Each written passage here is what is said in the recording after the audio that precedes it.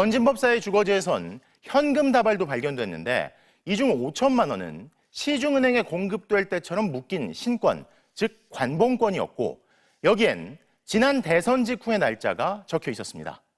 특활비 역시 이런 형태로 공급된다고 전해지죠. 류현준 기자입니다. 통일교 2인자로 불린 윤영호 당시 본부장은 대선 직후 윤석열 당선인과 독대를 했고 암묵적 동의가 있었다고 했습니다.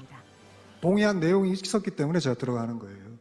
그리고 금주에 만납니다. 정부 쪽 관계자를.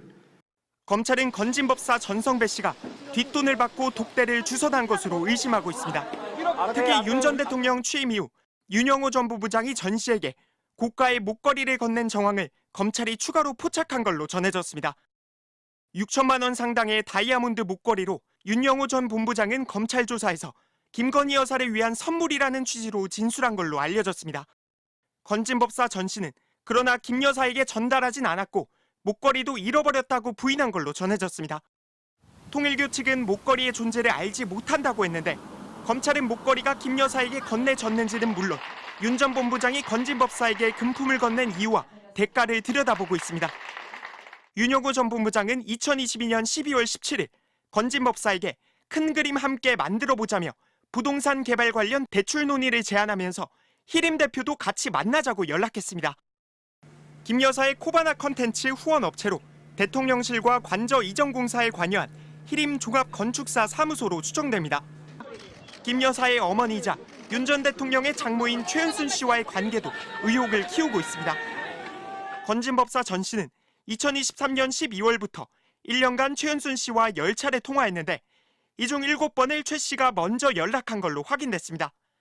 2024년 9월 29일엔 1시간 33분 9초, 10월 24일엔 1시간 48분 24초나 통화했고 비상계엄 선포 4일 뒤인 12월 6일에도 50분 가까이 연락을 주고받았습니다.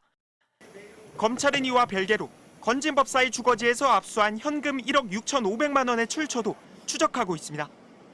특히 이 가운데 5천만 원은 밀봉된 신권으로 한국은행 표기가 붙어 있었는데 2022년 5월 13일 14시 5분 59초 윤 전 대통령 취임 4일 뒤 날짜가 적혀 있었습니다.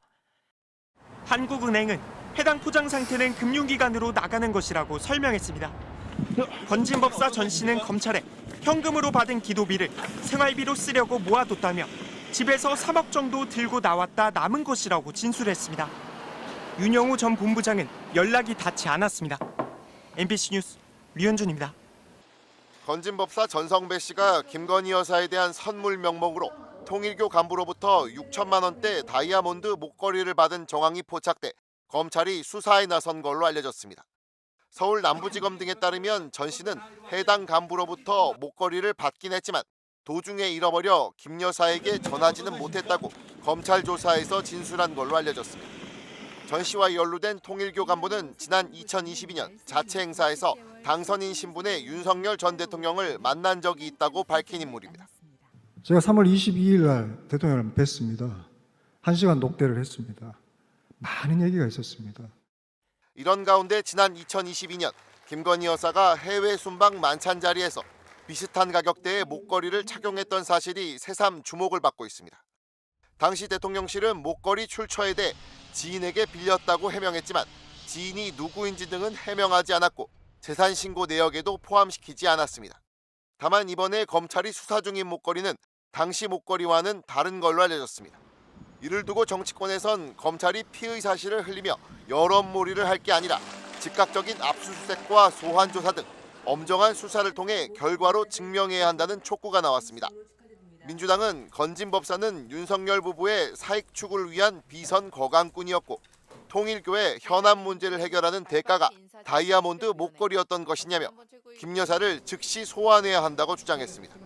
조국혁신당도 김 여사가 대범하게도 고가의 뇌물을 꺼리낌 없이 받는 이유는 자신은 그래도 된다고 여기기 때문이라며 검찰은 아직도 선배 눈치를 보냐 이제라도 범죄 증거물인 목걸이를 찾아오라고 촉구했습니다.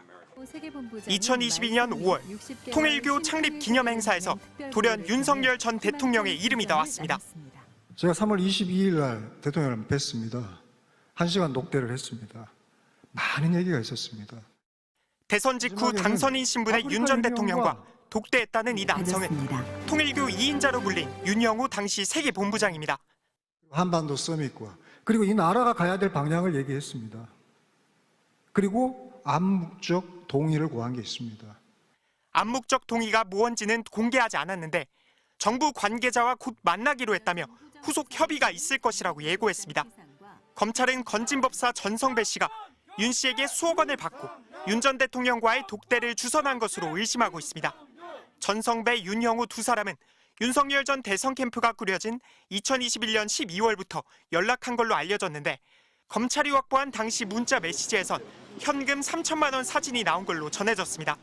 윤 전 대통령과의 독대 이후인 2022년 12월엔 윤영호 전 통일교 본부장이 부동산 개발 사업을 거론하며 산업은행도 논의할 수 있다는 취지로 말하고 전성배 씨는 윤한홍 의원과의 친분을 앞세워 윤 의원이 해결할 수 있다고 답한 정황도 포착한 걸로 전해졌습니다.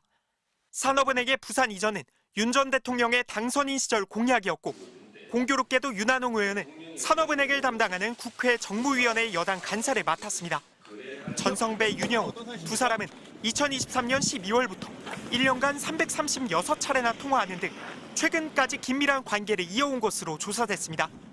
검찰은 윤 씨의 사무실이 있던 통일교 계열 천문대를 압수수색한 데 이어 두 사람을 피해자 신분으로 잇따라 불러 청탁과 금전 거래가 있었는지 수사하고 있습니다. 통일교 측은 이에 대해 윤 전 대통령과의 독대 여부는 알지 못하고 윤 씨는 2023년 이후 통일교를 떠났다고 설명했습니다. 윤영호 씨 측은 연락이 닿지 않았습니다. 건진법사 전성배 씨는 기도비 명목으로 500만 원씩 두 차례 받은 사실만 인정한 걸로 전해졌는데 검찰 조사에서 윤 전 대통령, 윤한홍 의원과 실제로 친분이 있느냐는 질문에 있다고 답한 걸로 확인됐습니다. MBC 뉴스 류현준입니다.